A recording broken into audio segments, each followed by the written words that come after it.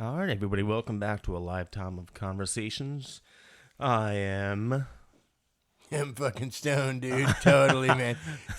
Today we're talking about drugs, man. But not like that. Not like No, that. not like that. Psychotropics, psychedelics. Yeah, and there's lots of different. Psychotropics and psychedelics in the scientific way. The way I wanted to talk about was more, is there really a use for them? Like, I know the use for them. I get it. I mean, we've both experienced our own versions of the use for them. But do they hold actual, let's say, mental medicinal value? You know, for, let's say, PTSD, trauma victims. Is there a way to help people using them? And it's highly topicked now because people are willing to accept to talk about it. They may not be willing to accept the use of it yet, but they were accepting to talk about it in science, and that's the first step. Yeah, well, they're using like mushrooms, like microdosing to help, depression and alcoholism, all different alcoholism, kind of yeah. And even when I look into it, they're short-lived. Like, they work for a month or two, but if you stop taking them, some people slip back in. But I almost feel like that's almost the same whether you take a nicotine patch or you go to Alcoholics Anonymous and you fall off the wagon. Yeah. It's pretty much the same thing. It's going to work, but you still need a certain amount of willpower. Right. But is there a beneficial value to the actual, like, I can't say medical use because it's not really, in that sense, conditionally medical. But it would still have value. I still think it has value. Yeah, personally. I mean, But I guess you could say it's not medical because it hasn't been approved by the FDA or anything like that. I mean, what makes something medicine to begin with, really? yeah, I know. And you think of all the crap that's out there that shouldn't be. Or all those, I think when I look at it as like the drugs that they take for, I use acne as the example, that has more worse side effects than the acne itself. Yeah. You know, it's one thing when you're trying to like cure an actual thing or negate like actual, I don't know, chronic pain or something like. But most of this stuff is like ridiculous side effects. You may cause liver damage, ulcers, Right. I mean, if it's going to cure compulsive your scratching. if it's going to cause cure your stage 4 cancer, then yeah, it's worth the risk. Right. We're talking about like things like acne or like simple stuff. You'll grow out of it. I see that stuff in the market. Right. It's something that you may be scarred with, but at that point, it's going to go away eventually. But if that stuff gets in the market, I can't imagine that we still keep things like psilocybin as a class A1 drug when it's clearly not addictive. It is literally physically not addictive. You can mentally addict yourself. You can habitually addict to things, but that could be anything. Sure, We've that talked could be about anything. it before. It could right? be a Ice TV. cream, TV, right? Your phone. I mean, then we should outlaw all phones because everyone's addicted to a phone. Yeah. But we use them for good. Oh, yes, you do, but you also use them for bad. So it's the same argument, I think, personally. And But then there's stuff like ayahuasca. those are the hardcores, though. I mean, ayahuasca and peyote, like, you're talking, those are like the top tiers, like, why they're only used in tribes with a medicine man who has, taken that knowledge down for decades and decades and decades, because those are hardcore drugs, like hardcore psychedelics. You need a shaman. Right, or at least, they use them in specific ways that are their own ways, but I still consider that way more hardcore. That's like the difference between acid and weed. Like, they're not the same, nowhere close. No. Or LSD. It's like that. I've never done any chemical stuff Me neither. aside from ecstasy. That was the 90s, but the pure MDMA was amazing. Once they started cutting it, you almost never knew what you were going to get. It could have been a little more of this, a little more of that, and sometimes they were a little iffy. I never had a bad experience, ever. Not even once. Actually, once I was on mushrooms in an apartment. I got bored because everyone was inside the whole time. I felt trapped. Like, if you just let me out the walls, I'd be fine. But that wasn't a bad experience. It was just, I looked at it as like a learning lesson. I'll never get trapped in a room again. Right, that was it. But it wasn't like I went crazy and had like nightmares. No, it just was uncomfortable and boring. You're like, this sucks. Yeah. They were like watching kung fu flicks. I'm like, really, there's a lot more we could be doing with this. You're wasting it. Like, we could be like, I don't know, wandering around in the woods or, I don't know, just anything else but this. Experiencing something. Yeah, something different. Kung fu flick. Okay. Yeah, okay. But yeah, I find it, and again, I think I myself definitely come at this biased because I appreciate the option for altered consciousness or whatever you want to look at it, a different look on subjective reality. I see it as I think everyone should experience this at least once in their life, just to have that the option. Oh, okay, I choose not to. Fine, no one's forcing you to do it. It's not like who was that project that the CIA used and MK Ultra. Yeah, the MK Ultra. It's not like we're dosing random people without their knowledge. No, this is all voluntary. No one's forcing you to take drugs, man. But if they want to, I think we should. And when you talk about microdosing, even like when they macrodose in a therapeutic session, you still need a nurse, a backup, someone checking vitals, right? Because again, this is professional. They don't want you to die on the couch. Right. But there's also a therapist there that guides you through your session. Most bad experiences I've seen with people is because their guides sucked. They had a friend that got too messed up and left them alone, or they put them in a dangerous situation, or they wandered off. You kind of got to stick together. You got to be in it to win it, you know? Yeah. And I've had a few experiences from other people that did that. But personally, it never, it was mind-opening. It was... And this is a topic that a lot of people are talking about right Oh, yeah, now. especially recently in the last 5 years. Yeah, especially. And it's accelerating. It's doing nothing but picking up speed because especially with the legalization of marijuana and the decriminalization and the medical use, they're seeing that there is room for change. And the more you get the populace to talk about it, because we may have had our experiences, and I don't mean to throw you under the bus with it, but I mean, we had one together. So at that point, it's not embarrassing. I don't find it embarrassing. Whatever, but it's a choice, and I hadn't done it since. So it's not like, again, why it's not addicting. It's like one of those things. It's an experience that you have, and you can choose to put away, But I think it holds great value for just looking at things a different way, opening doors that you didn't even know was a door before. Right. Yeah, they talk about the stoned ape theory. Yeah, I mean, these things have been around for millions of years. Yeah. So, I mean, to think that we didn't eventually figure out that eating this does something different for whatever reasons, I think it's the same thing we were talking about the shamans and those tribals, especially Native Americans. Yeah, they know exactly what this stuff does to you, but they just created a ritual based on their belief structure of, animals being spirits, right, and guiding you through. I think that's just, again, another way to make the journey palatable, because otherwise you're stuck in your own head. Being trapped in your own mind on hallucinogenics can be scary. So if you have some kind of guide, it can be useful. And again, I don't think it's for everyone, No, definitely not. I wouldn't recommend everybody do an ayahuasca. God, no. DMT. Oh, no, God, no. DMT is like, our body produces it naturally. Yeah, and all we're doing is adding too much. Yeah, I've never messed with that either. Me neither. No, thank you. There's certain things. Again, I think it's more just about, I look at it as a choice, especially when you're an adult. Mm-hmm. It's like, none of this should be given to children ever. Okay? Yeah. No minor should be subject to any of this. We shouldn't even be giving these kids fucking Ritalin. Right. Right? But that's okay.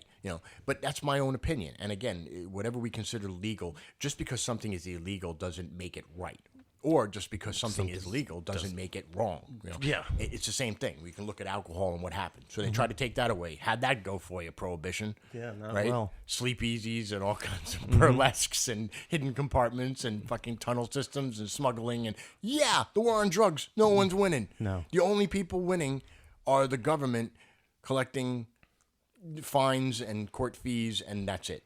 Mm-hmm. And even then they don't win because all the cops have to go through all that shit. You take away that stuff and we're adults. You should make a choice. So you fucked up. Now you have to deal with the consequence. Yeah. It'd be the same consequence if you decided you're out down on your luck and you wanted to rob a store. Bad fucking choice. Now you pay the consequence. Yep. Right? I think Shroom's a lot safer than robbing a store. Yeah, I think so. Well, with Prohibition, we got NASCAR. Wait a minute. What? All right, hold on. Wait, what? Stock car racing. I mean, when they would empty out the whole inside of the car so they could fit booze in it, and then they would soup up the engine so they could go faster than the cops. Really? That's where automotive racing came from. I did not know that. You see that? That's interesting. Huh. I don't even know where to go with that. Yeah. That's very interesting. Yeah, but let's see it. But like Joe Rogan, he talks about this stuff all the time. Yeah. And a lot of people do, but that's it. It's still considered fringe, especially in science. because of the illegality of it. But at this point, we're starting to at least break the ice. Again, even if it's a few cracks here and a small opening there, it makes its way to the larger whole. And that's the hope. And like, again, I always used to say, all the years I advocated for the criminalization of marijuana, we never thought it was going to happen. I think in the 70s, they ever thought that this was going to be illegal.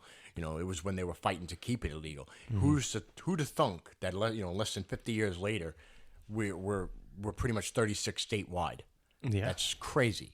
I mean, that's over half. Yeah, you can go get a card and go to the store and buy gummies. And did it change? Did the crime rates go up? Did people die in cars? No, it didn't.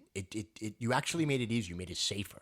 You don't have to go to that seedy guy on the corner or that friend you knew and you didn't know what you were getting and where it came from. Like now you know exactly what you're getting. They showed you in the cabinet and it's detailed. It's medicine, or at least it's got a sticker on it that tells you a percentage and place, right? But all that aside, it's still a choice. Like I'm not advocating the use of them. It's just a choice to or not to. It's like we have a choice to vote, don't we? Or not to vote. Yeah. Right? We have a choice to drive or not to drive, to marry or not to marry, to procreate or not to procreate. But we have no choice in what we put. And you can pound down 3,600 calories of McDonald's a day and put yourself into the risk of heart failure and stroke. Right? Just can't get the big Coke. Right. I'll have a number one exercise super with extra salt and a Diet Coke. Yeah. Not helping you, buddy. Makes no difference. But really, that's my point. It was a choice. And it's where it starts because, again, it's kind of the way things should be. And I think it's really important to educate children properly about this stuff. I forgot to bring the book. The book I bought when I was 19, and I started having curiosities about changing my consciousness, altering my consciousness, and in different ways. And it's called From A to Z, Chocolate to Morphine. And it literally goes through every single drug that has been known to man and the origin and small brief histories, what it does to you, the effects chemically. And it was the best book I ever bought. Wow. And I read it cover to cover, even though I wasn't ever going to do 97% of any of the drugs in there. But I did choose the ones I found that fit my curiosity, that were safe, that were controllable, that you understood. So I went in with a lot more information than most people do. Most people's experience is like, hey, I've got some shrooms, you want to do them? And they're like, I've never done that before. Oh, it'd be great. Come on, let's go. Like, that's not much information. How many caps do I take? How heavy am I? How much do I balance? What's going to be too much? What's not enough? Right. You don't know. But now you can actually, you could pop it into a computer and it'll give you the exact amount, roughly, that will be good for you. But yeah, I remember like when I can't remember what grade or what school, whatever, but they'd have you in the auditorium and they'd be like, okay, and that they had like a suitcase. Yeah. And they had, fake drugs. Okay, this is cocaine. You can only imagine that back in the day, they may not have been fake. Yeah, To be honest. It's really possible that shit was real. Yeah, but when I left the auditorium, all I knew was that cocaine was a drug and heroin was a drug and marijuana was a drug. I didn't know the difference between them. Yeah. But then again, it was no different. They're all Class A's. Yeah. So they're all the worst drugs of them all. But yet, alcohol is not, even though it's one of the worst drugs of them all. Yeah. So the idea is, we classified weed. You're right. Like me, even though I know coke is bad, I know mescaline is bad. I know like heroin really bad. Yeah. Aside from that's so bad, we have to open up methadone clinics to get people off of the bad stuff with other good bad stuff. Yeah. Like. Yeah, like methadone isn't good. Right. Is it better than heroin? I guess. I don't know. But not really. But I'm not a heroin addict, so I really don't know. Yeah, me neither. I don't think we should be feeding let's open up a clinic to give them fresh needles so that they're not contracting AIDS. What? Yeah. Well, there's got to be a better way. But all the abuse aside, I didn't want to make this about abuse because you could say that about anything, and we've always said that, like whether it's food, whether it's entertainment, television, pornography, it all has an extreme. Most people don't do it that way. Like most people, people don't. The experience, they either do it again at a later date or never do it again. They don't become raging lunatic, addicted fiends over something specific. No. If they were already doing that with many other things, and that was the kind of direction that they go with things. Right, and that's their personality. Right, type. or personality or makeup or whatever. Right. But generally, and I've had a lot of experience from observing. I love observing people. And I know you do. Yeah, man, I love it. And not in any really bad way. I just think people are fascinating. And when they're on drugs, they are really more fascinating. They tell you the truth. MDMA, good example, like ecstasy. It's a social drug. It's not a hallucinogenic. You don't take, they call it Molly now, but like you don't take MDMA and like see pink elephants. No, you get social. You get empathetic, extreme empathy. You know, touch, sensitivity, feeling. It's more of a social drug.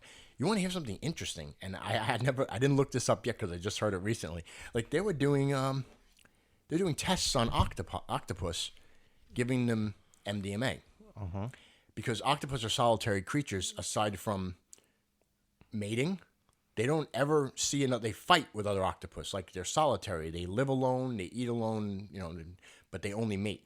They put these octopus on ecstasy, and they ended up socializing with other octopuses on purpose outside of mating.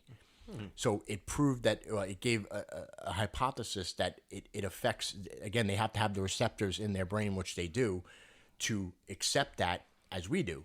So it also shows that it does enhance empathy and social activity, because it's meant, that's why they do it at clubs and stuff. You know, it's meant to be one of those like everyone loves each other type thing. Yeah, octopuses are being given ecstasy in the name of science. And you looked it up. It's great. They get strangely cuddly. Yeah, which is, when you know about octopus, you would know they don't do that. They're solitary creatures, and they're fascinating. You know how much I love them. They're my favorite animal. Right. But the idea that it's a similar thing they did back in the day with spiders and LSD.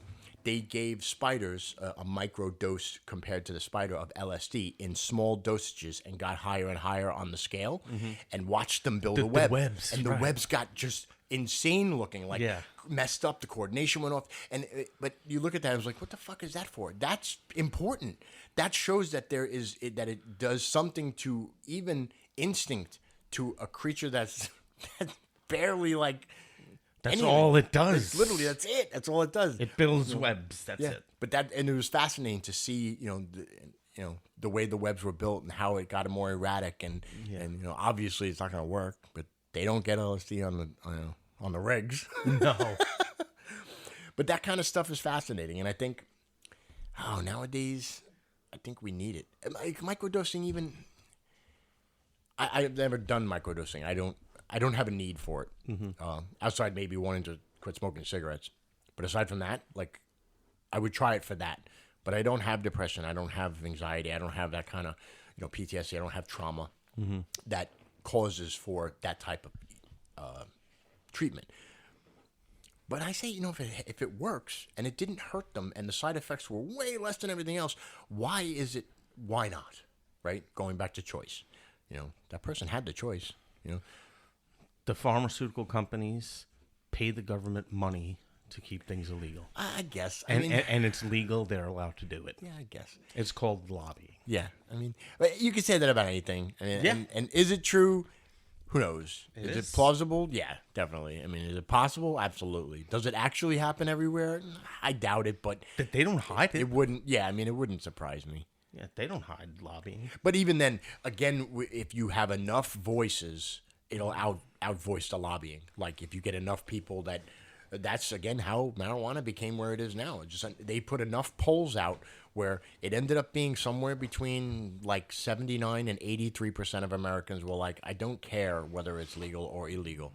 I choose not to do it, but I don't care whether other people do. They have alcohol, right? And these are, like kind of census questions that are given out across the United States. And that's just the United States.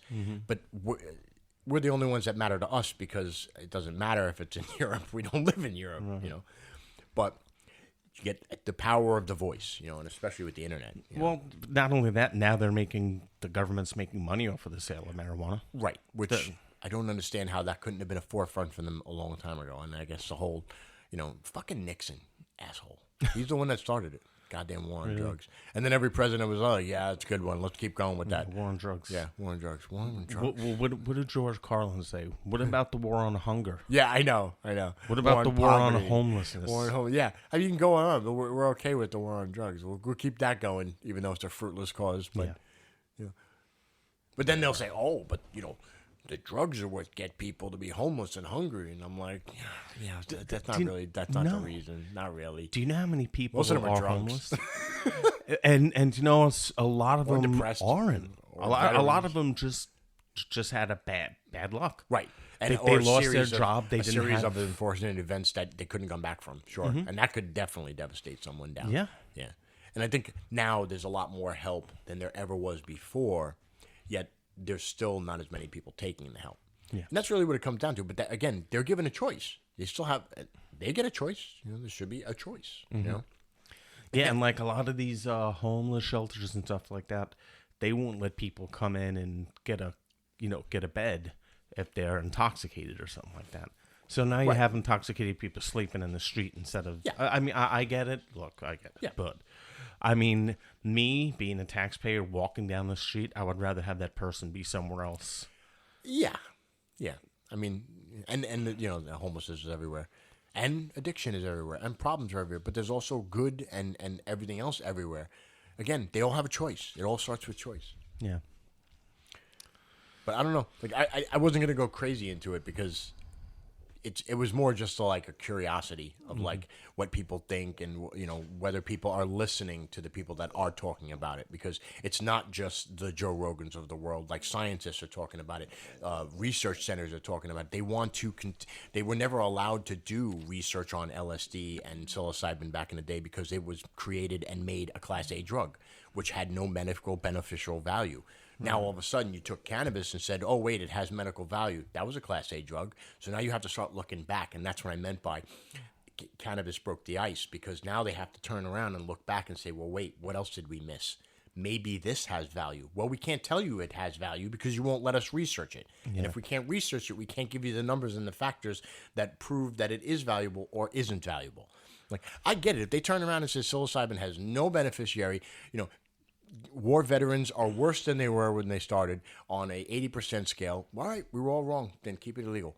But at least then you'd have something at baseline. But no, they're basically all working off of hearsay, old school propaganda and bullshit. It's old school propaganda. Yeah. And I don't want to sound like one of those like crazy conspiracy theorists, because I'm not. I mean, I think at face value, it's a mindset. But the thing is, I hate the word conspiracy theorist. Well, I mean, because the conspiracy is the lie. Right. Yeah, and if it's already based on a lie, then why am I crazy for calling out the lie? Right. Well, but you have to be able to prove it.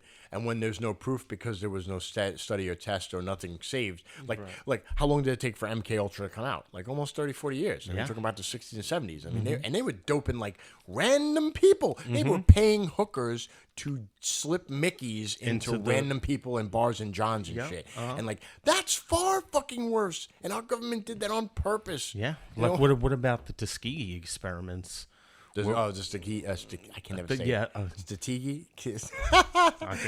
Now that I said it wrong, I'll never say it right. Tuskegee. Tuskegee. You're right. Yeah, when they were giving African American males the syphilis, and then not treating it. Yeah, saying they were placeboing them and then studying how the prolonged effects. Now that's wrong in so many fucking more ways than just the idea that you were giving them a placebo. You were benefiting a already suppressed race type of people, let's say culture of people, just to see how it would. Well, you could have done it with the white people, but they didn't. You could have done it with Asian people. You could have done it with all the others, but they chose, and that's what made that even worse. But and even the Stanford experiment was pretty fucked up.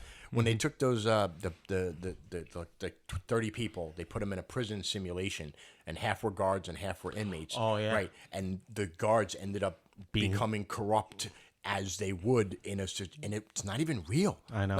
Think really when you think about that, when they say like absolute power corrupts absolutely. Like you weren't even getting paid. You're not even a real fucking security guard at a prison, and you became one inadvertently, and they're not even real criminals. Like this was the guy that signed up for you sitting in the in the lobby. Yeah.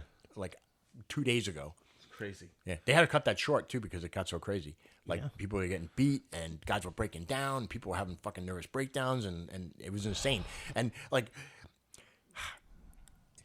I think doing it was fine, but shutting it down was even better. Like, okay, you realize real quick, oh shit, this is bad. Yeah, we're not getting it. We're not getting any useful information. We've got everything we need. Yeah. Okay, everybody's fucked up. Let's stop. Yeah, they did other experiments like that where they had a classroom, and the teacher told all the kids in the classroom that the people that had blue eyes or whatever were better, and it was a similar effect. Right. They started behaving, Now there's biasness. Now there's, we start getting tribal. You form up with the blue eyes and the brown eyes, and now if there's more of them or more of you. Yeah, and there was another one where they had people in a waiting room, and they just kept introducing more people into the waiting room. And whenever some stimulus happened, so the one person that knew what was going on, he would stand up and then sit down. And then eventually, there'd be like two people in the room. They brought someone else in. Yeah. And then she started doing it. Yeah. And then pretty soon, everybody whenever, I can't remember what the stimulus like a sound or a something cue, like that. something. Yeah. Pavlov's dog, the bell, ding, ding, ding. And everybody stands up and sits, and none of them know why. Yeah, nobody knows. I was just talking about this today. Like, we used to do it in the mall when we were kids. You'd walk through the mall, and, we were mall rats. You don't have any money. You buy a couple things, get a pretzel, and you hang out all day. Right. But we would stop. Me, Roy, I'm not going to say last names, but a few of us, we would you just stop in the middle of the mall, and you look up. I would have to say at least 30 or 40% of people are looking up with you, and they're still looking. Yeah. We're not looking at anything, but they want to find out what you're looking at. Yeah. And they'll just keep looking. And then they'll look at their friend and be like, what are they looking at? Now he's looking up. And on the next one, somebody else stops. And it's and then you got a point. Right, well, that's even more. And then they're trying to, like, look through your arm to see where you're pointing at, and you're not doing anything. But we were doing sociological experiments as a goof when it actually taught us something that we are. When they say we're sheep, we kind of are. We are. We're socially geared that way. We need a leader. We need a sheepdog. We need some protectors. We need a leader. But we're individuals. We have a choice. You had a choice not to look up. You looked up. Right. And eventually you're like, there's nothing there. And you move on with your day because it didn't matter. But everybody, I think we fear missing out on something. FOMO. Right. Yeah. Fear of missing out. That's great. I think it's just part of our evolution as human beings. Yeah. And it probably saved our asses a lot of times. Yes. Like when 10,000 years ago. When someone's looking over there, maybe there's a tiger or a lion, and now everybody sees it and they haul ass. Yeah. But now it's a different kind of, like I said, I always said that, you fear the tiger in the bush. There's no more tiger in the bush. Now you fear the robber in the alley or, the place you've never been or getting lost in the woods. Like, that's still scary if you were lost in, like, the middle of nowhere, like if you don't have survival skills, But they changed. I think now we're fear of someone taking our passwords or hacking our computers or, I know it seems crazy, but it's basically the same thing. It's the tiger in the internet. It's just something that didn't exist. Right. And now we evolved to keep that fear, but we just altered it. My other favorite one, and this one's good, and I really would love to know if anybody out there hears this and tries it because it's a lot of fun. You go into an elevator, and it has to at least have more than two people in it. Walk into the elevator and stand the other way. Oh. You mean face the back of the elevator? Face the back of the elevator, especially an elevator that only has one door. It doesn't work if there's two doors because then there's a reason. There's a reason to look at the other door. But let me tell you, people get really uncomfortable really fast. Really? They do. And you can smell it. You can smell the fear. You can feel the twitchiness, the eyes moving, like the questions in their brain going, like, why is this guy doing this? And you feel kind of weird too. And I'm going to tell you, I've done this several times for fun. And you do. It feels weird for me, and I guarantee it feels way weirder for everyone else because they don't understand why you're doing it. You're not doing what everyone else is doing. Why are you not standing this way? But you know what? If you were not in an elevator, I don't think they'd be as worried about it because the subway now they're trapped. Right, but they can't escape from you, the maniac facing the wrong direction. It's a conformity thing. Like it's like driving on the right side of the road. Right, we drive on the right. But if you go to like a mall or a shopping center or a sidewalk, we walk on the right because we kind of drive on the right. Yeah. And we all expect that. So when you get that one person or that family with the baby carriage that's going the wrong way, you're upsetting you're upsetting the herd. Yeah. So now everybody has to kind of Moses around you, parting the Red Sea, and interrupt their socialistic flow. And almost, you know that at least there's half of those people are going, what the fuck are you doing? You should be on the other side of the road, right? Or the other side of the lane, or walk on the other side. Yeah. But it's that, I think it's just a social conformity. And I don't think there's anything wrong with that to a certain degree, because we all agree to conform about certain things.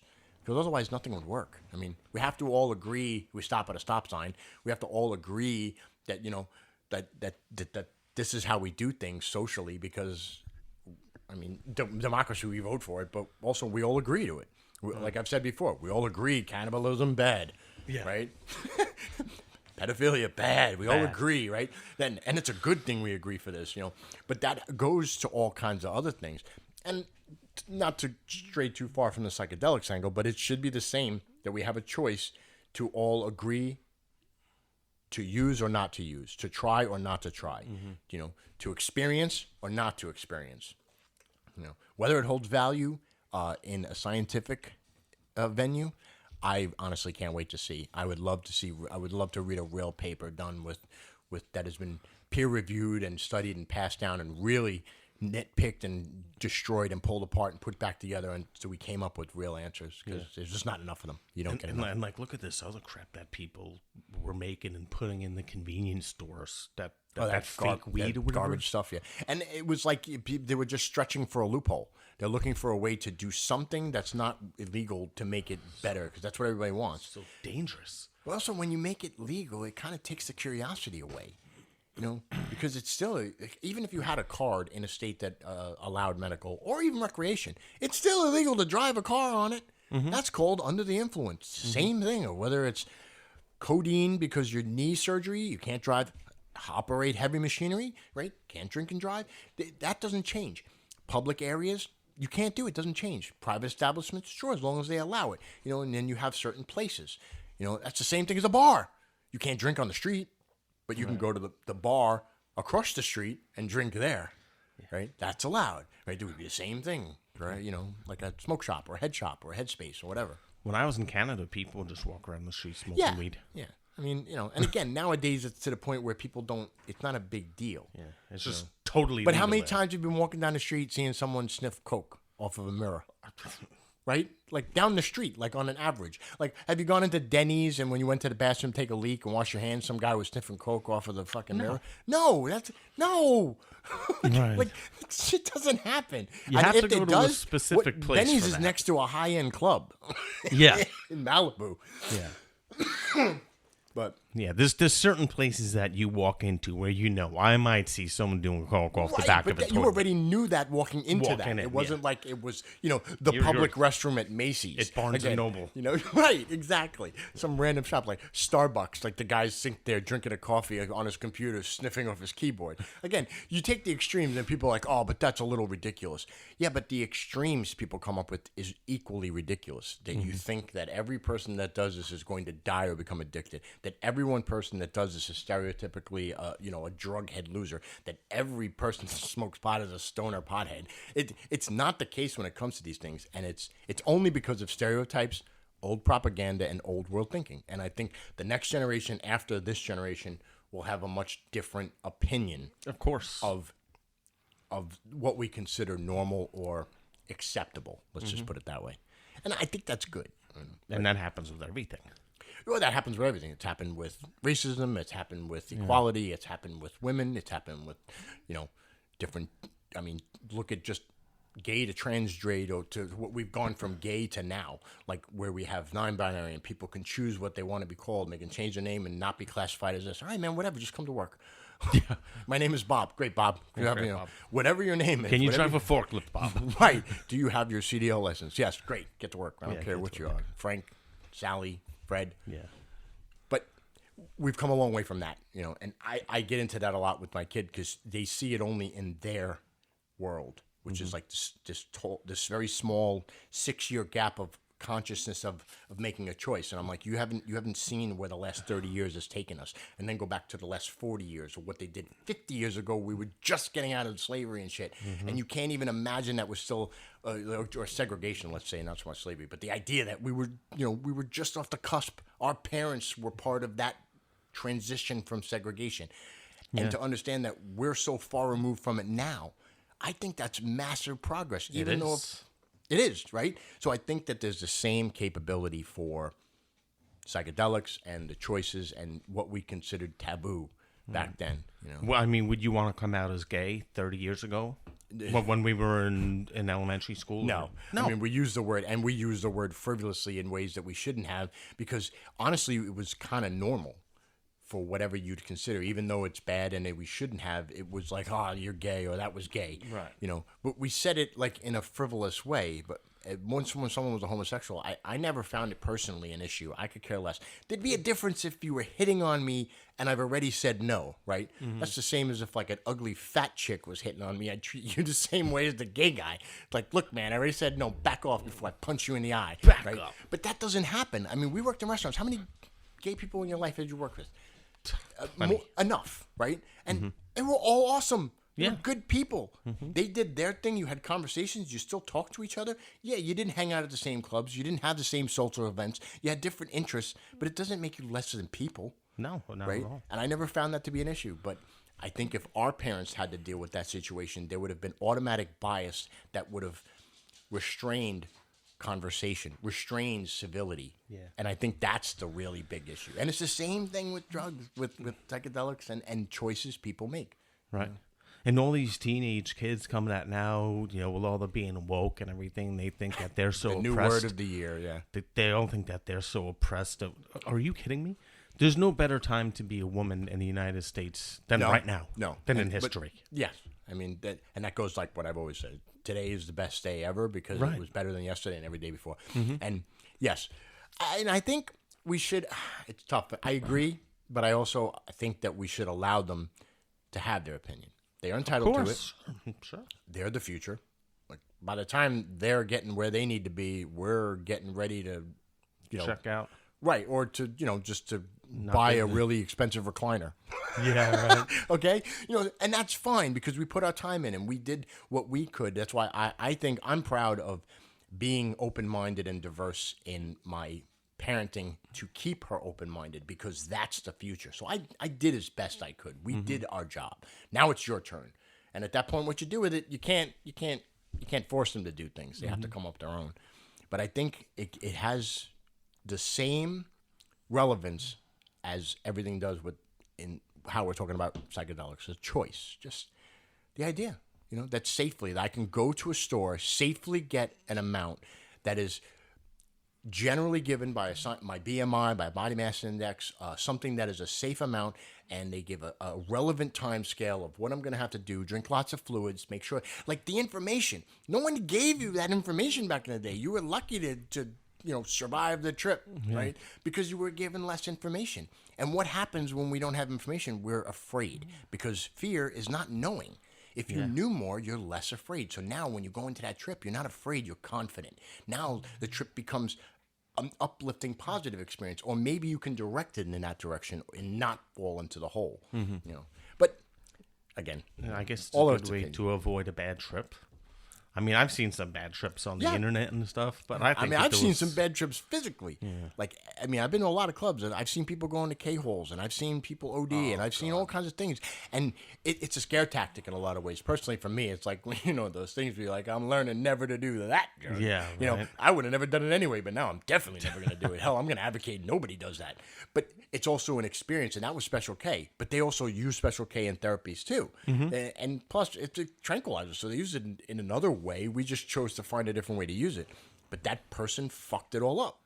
And now they're forever known like that. You created a stereotype and a stigma because of a bad choice or a bad situation, or someone misled you. Someone said, "Nah, you'll be fine." Yeah. Okay. Thanks. Take two. Whoa. Are you sure? Yeah. Like, nah, you'll be fine. So, what do they have, an ulterior modem? I mean, this is even going to people slipping Mickeys and shit. No. Like, never be a woman at a bar, get a drink from a guy. If he brings you that drink, you don't drink it. Right. I mean, I wouldn't even drink a drink that someone brought me. I want to see the bartender make it and he hands it to me. Because, but they're not going to rape you. Yeah, but I could knock me out, take me to the bathroom and rob me. Yeah. That's equally as bad in my sense of I have a less likely chance of being raped, but still, I don't want to be robbed either. Or just be unconscious somewhere where I'm not home. Right. Or wake up in a seedy motel in an ice bath missing a kidney. I mean, who knows? But all those situations, as humans, what do? We always, and it's funny because my wife, she goes towards it. She accepts things, but then she always thinks of and I love my wife to death, right? But she thinks of the worst case scenario and puts it on top. My mom was the same way. And it's a type of person, and there's nothing wrong with it. It's almost it's a really good wall, and it does protect you from a lot of things, but it also, that wall casts a really big shadow over the rest of the world. Yeah. And you end up never being able to look over the wall. And I want you to just take a couple of steps down. Don't go so far. That is the most extreme. That's like saying we created nuclear weapons. Have we destroyed the world in the last 60 years? No. No, not with nuclear weapons. Climate change maybe, but not with nuclear weapons. But we could have. At any point, every day passed since it was discovered, we could have destroyed the world, but we didn't. Sure. So you could think of the worst case scenario, even Chernobyl, as the worst case scenario of something that can happen, did happen, doesn't usually happen. But those are the types of people that go to the top and they stay there. Instead of working their way to the top, they start at the top of the most extreme, unrealistic things. Again, everything's possible. Yeah, but well, my mom was like that, but she had an absolutely horrific childhood. that's the thing too. You have to you can't blame anybody for an opinion because whether it's trauma, their experience, now they have a bias. Whether that bias is a good bias or a bad bias is still a bias. So they're taking that experiences and sometimes inadvertently either bleeding it onto children or it either goes both ways. You're going to either push in the other direction or in your direction. I think the two extremes are bad in a lot of cases. Yeah. I mean, look at extreme marathon runners. I mean, these guys run for like days, like thousands of miles. Like nobody does that. But except those guys, they're extreme, right? In a way that not everyone can do that. Most people will die from doing that. Absolutely. Or drop from muscle fatigue or atrophy or like malnutrition or whatever. But there are certain people that do it. So they're a very small case. So even in a good way as an extreme marathon runner, like, oh, yeah, they're really healthy. Yeah. Yeah, but not really. Not really. That's an extreme thing. Right. It's like the TV show. Climbers. What was this show called? Stanley's Superheroes? Yeah. But those are people that they're an anomaly, right? An exception, and that exception is not the first top ring. It's somewhere else, Yeah. So I mean, I guess all in all is that I think people should do your research, look into it, read, be knowledgeable before you do anything in life, right. Let alone psychedelics or drugs, if you ever choose to. It's more the idea that you just be informed. Be a smart, intelligent, logical, critical thinking individual, because I've never had my mind opened up in any other way other than psilocybin. It really did. Like it was the picture in my head is doors that I didn't know were there were literally opened. And there was nothing behind the door until I walked through it. But it was there, and I never knew it was there. Mm-hmm. It's the only way I can explain it in a metaphor without, because everyone's experience is different. Yeah, that's a good way to put it. But it is, and whether it's good, whether it's bad, I think it just is. Yeah. And you can only hope that people gain something from it. Insight, creativity, innovation, maybe empathy, thinking, especially doing, like we talked about, ecstasy. Maybe like you had a great time and you were, an introvert, but you went out and you experienced it, and then it drew you a little bit out of your shell, even after the drugs, because you noticed, oh, maybe I can connect with people. Maybe I do have a good personality. Maybe people aren't so bad, Yeah, maybe I like that octopus. Oh, and talking about that, I don't know, and I'm going to tangent off because, man, I love octopi. I really do. Love them. My Octopus Teacher. It's on Netflix. It's amazing. The documentary. It's amazing. Mm-hmm. It is. I am man enough to say I definitely cried. It is not what you think, and you have to watch it because it is so compelling and heartwarming and amazing. Like you You have to watch it. It's one of the best things I've ever seen, and it's a really well done documentary. Just like a guy who meets an octopus. I can't even explain it to you. He eats it? No, he meets an octopus, a young octopus. He Okay. develops a relationship with it through years and years and years and years and years, all the way up till its death.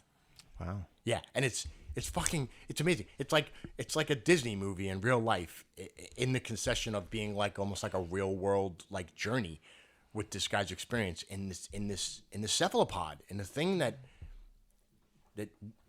what I found out amazing is we're not in their world. We're in two different worlds, underwater, above water. Right. Very rarely does these two worlds ever connect, unless you are an avid scuba diver, right? Or something like that. Or you have a cephalopod podcast. Right.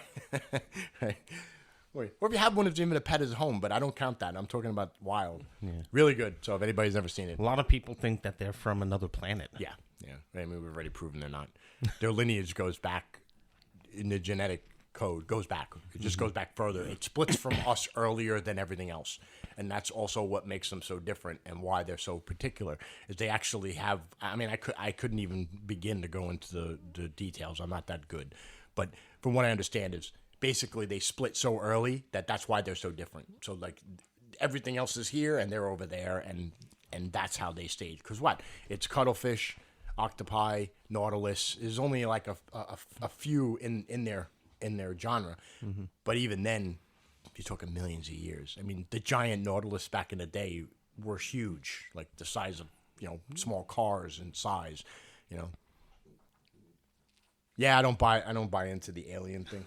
Are they smarter than we think they are? I think so. I think there's consciousness and actual thought process in them. But again, speculation, opinion. You'd have to communicate with it. Yeah, and then we have hard enough time communicating with each other, let alone dolphins, mammals, elephants, and no kidding. anything else, right? Once we get past what I honestly think, and this is where I think AI and the language learning models like ChatGPT and those types of learning models will benefit our future, is that they have a much better chance of communicating with them because they can run programs and algorithms so much faster than we could ever figure them out. So if you gave a computer enough data on whale songs, I really truly believe that there will be a time we will rudimentarily understand what they're saying. That'd be cool. Like dolphins have names, like they use clicks and whistles that are specific to themselves, and when they communicate with each other, scientists have learned enough to figure that out.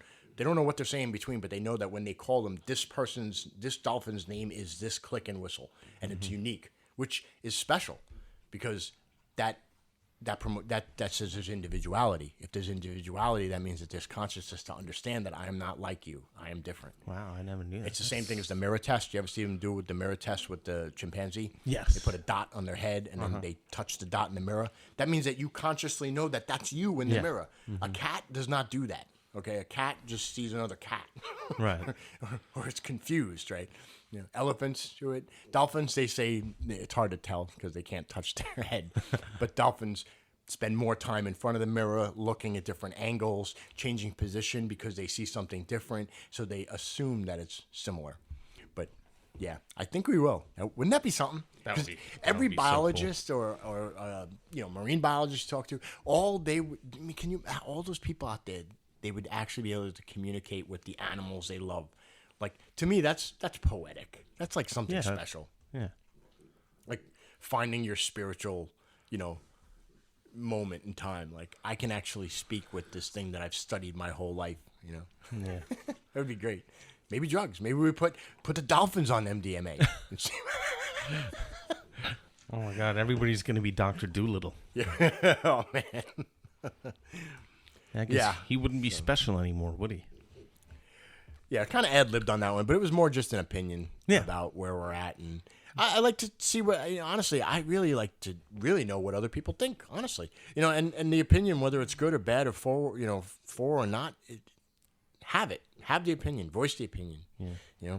Don't be a dick about it, but Well, some people can't help it. Well, the internet, it's like always the extreme. It's like, I'm right, you're wrong. Let me tell you how all the ways you're wrong and how much of a jerk you are in every way. You can't just there's no civil conversation with things. Well, because everybody's hiding behind a keyboard. Yeah. Like they're a tough guy or something. Yeah. Even when they're not nowadays, it's like we're breaking that threshold. Interesting. All right, well, hope you guys enjoyed that. And just as a disclaimer, we were completely sober while talking about this entire conversation, and it is just a matter of opinion, and we are not promoting that anybody go out and do any kind of drugs or illicit activity. Nope, definitely not. But if you choose to, be smart. Yeah, and definitely do some research. Do some research. All right, everybody, thanks for listening to a lifetime of conversations. We will catch you next time. Take care.